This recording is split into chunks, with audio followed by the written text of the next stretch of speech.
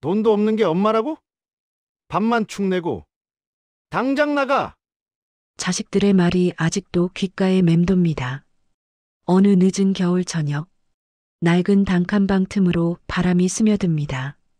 할머니의 마른 어깨를 파고드는 매서운 찬바람. 남편을 먼저 떠나보낸 그날부터 홀로 남은 삶은 끝없는 외로움의 연속이었습니다. 폐지를 주어 하루하루를 버티는 일상. 무거운 리어카를 끌며 오르막길을 오를 때마다 등 뒤로 사람들의 동정 어린 시선이 느껴졌습니다. 자식들은 그녀를 집에서 내쫓았습니다. 엄마! 우리도 먹고 살기 힘들어. 차가운 말과 함께 문이 닫혔습니다. 평생 자식들을 위해 살아온 할머니에게 돌아온 것은 허름한 방 하나뿐이었습니다. 끼니조차 거르는 날들. 그러던 어느 날 오래된 이불을 정리하다가 먼지 속에서 작은 상자를 발견합니다. 떨리는 손으로 뚜껑을 열자 고무줄에 묶인 낡은 지폐 뭉치가 모습을 드러냈습니다. 빛바랜 지폐를 손에 쥔 순간 할머니의 눈에 희망의 불씨가 번졌습니다. 이게 내게 주신 마지막 기회일까?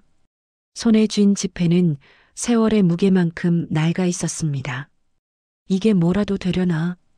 기대에 부푼 마음으로 할머니는 중얼거리며 동네 수집가를 찾아갔습니다. 아, 이건 그냥 옛날 돈일 뿐일 거예요. 수집가의 무심한 말에 가슴이 철렁 내려앉았습니다. 하지만 포기할 수 없었습니다. 이것이 마지막 희망이었으니까. 지폐를 다시 고이 싸서 품에 넣고 더 알아보기로 결심했습니다.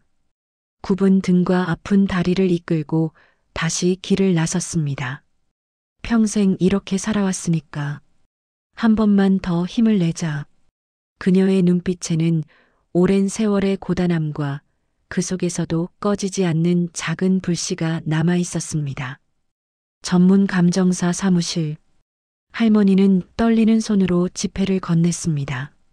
심장이 쿵쿵 뛰었습니다. 감정사는 확대경으로 꼼꼼히 살폈습니다. 1분, 2분, 침묵이 흘렀습니다. 그리고 마침내 할머니.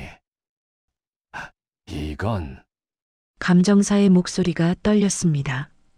기기 지폐입니다. 가치는 억 단위입니다. 쿵. 세상이 멈춘 것 같았습니다. 할머니는 숨이 막히듯 그 자리에 얼어붙었습니다. 평생 모은 돈보다, 아니 평생 만져본 돈보다 큰 금액. 눈물이 주르륵 흘러내렸습니다. 내 인생에 이런 날이 올 줄이야. 추운 겨울, 폐지를 줍던 손, 자식들에게 외면당하던 그 밤들, 끼니를 걸으며 견뎌낸 외로움. 모든 고통이 한순간 스쳐 지나갔습니다. 이제 살 수 있다. 이제 따뜻한 방에서 잠들 수 있다. 더 이상 리어카를 끌지 않아도 된다. 할머니는 오열했습니다. 소식은 빠르게 퍼졌습니다. 며칠 후, 쿵쿵쿵, 문을 두드리는 소리. 엄마, 문 열어봐. 자식들이었습니다. 그 차갑게 문을 닫던 바로 그 자식들. 엄마, 우리가 도와드릴게요. 그 돈 관리 어떻게 해요? 며느리들까지 몰려왔습니다.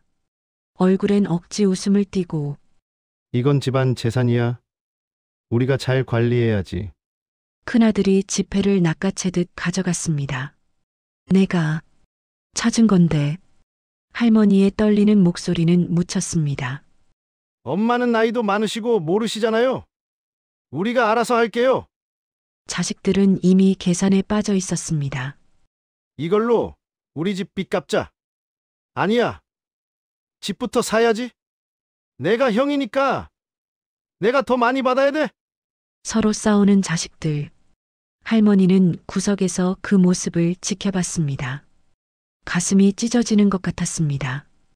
평생 저 아이들을 키우기 위해 굶었습니다.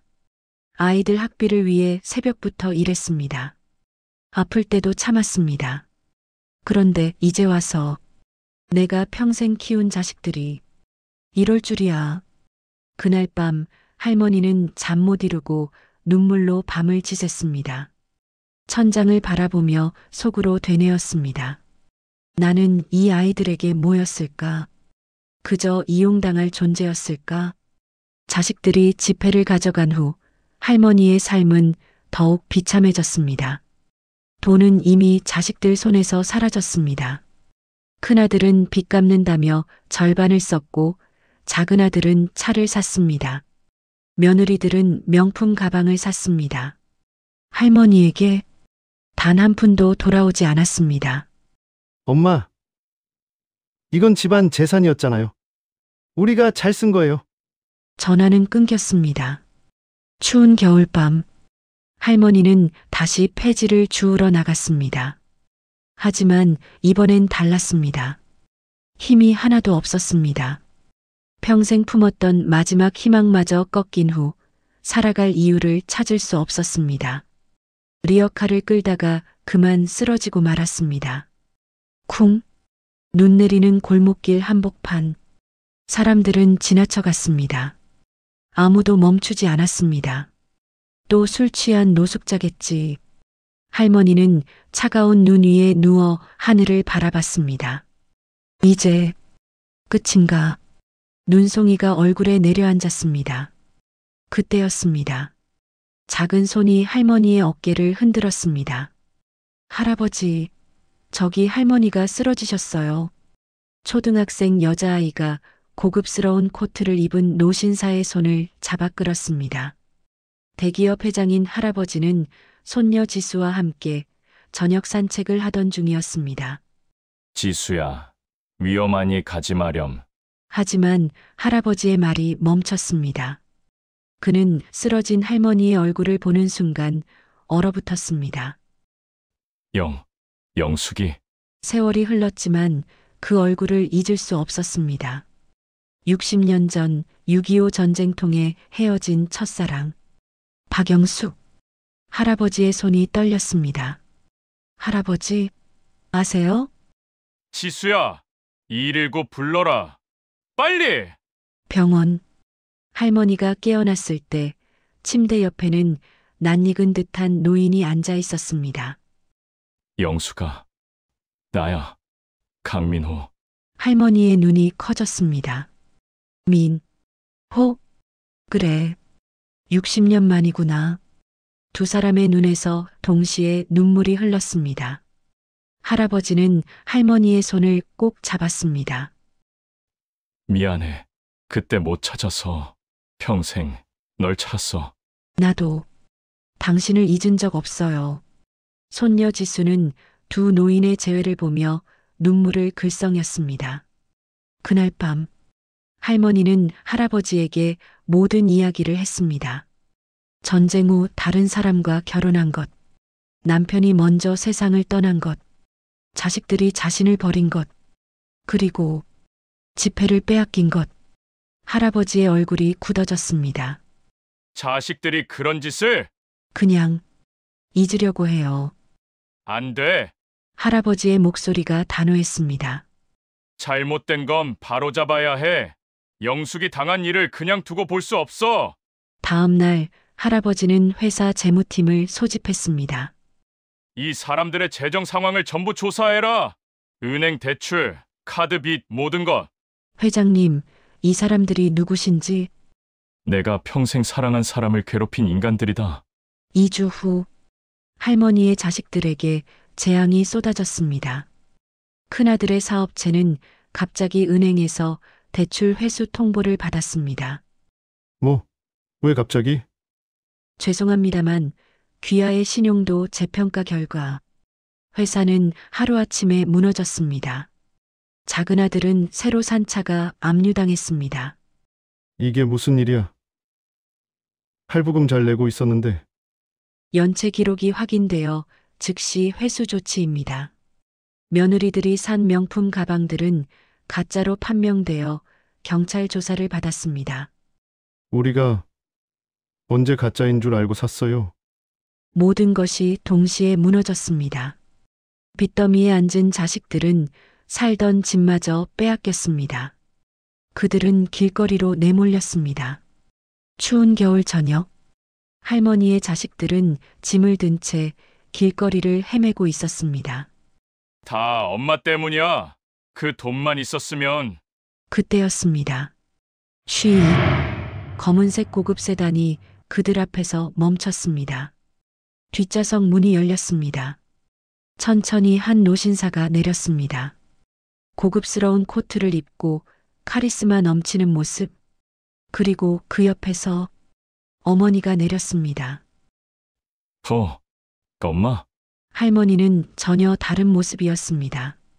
값비싼 코트를 걸치고 단정한 머리에 품이 있는 모습, 자식들은 입을 다물지 못했습니다. 엄마, 이게 무슨... 할아버지가 차갑게 말했습니다. 내가 누군지 아느냐? 네, 강민호다. 그룹 회장.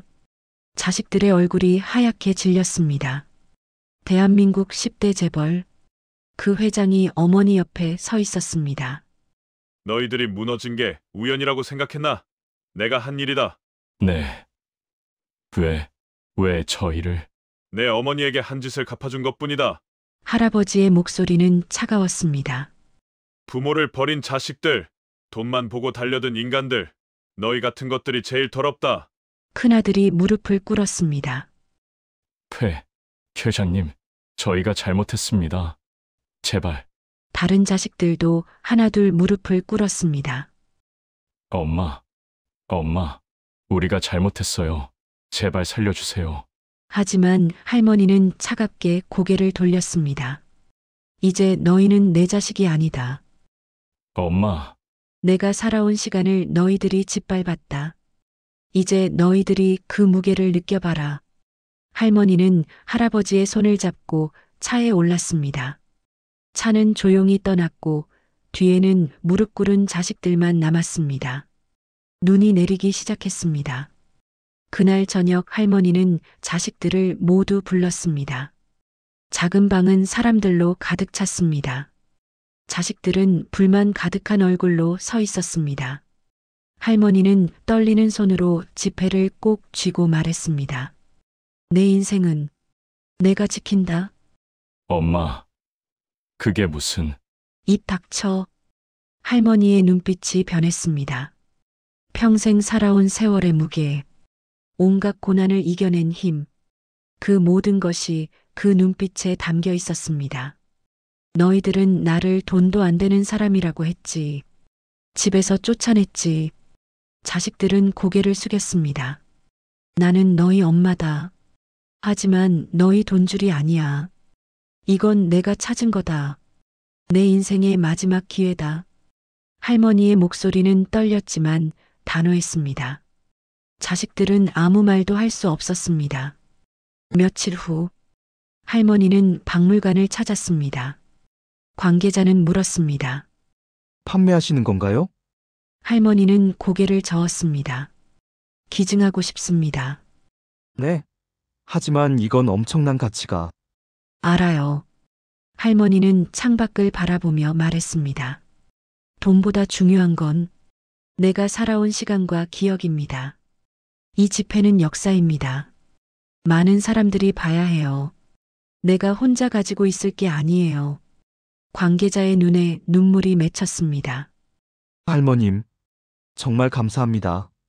소식은 마을에 퍼졌습니다. 사람들은 할머니를 찾아와 인사했습니다. 할머니, 정말 대단하십니다.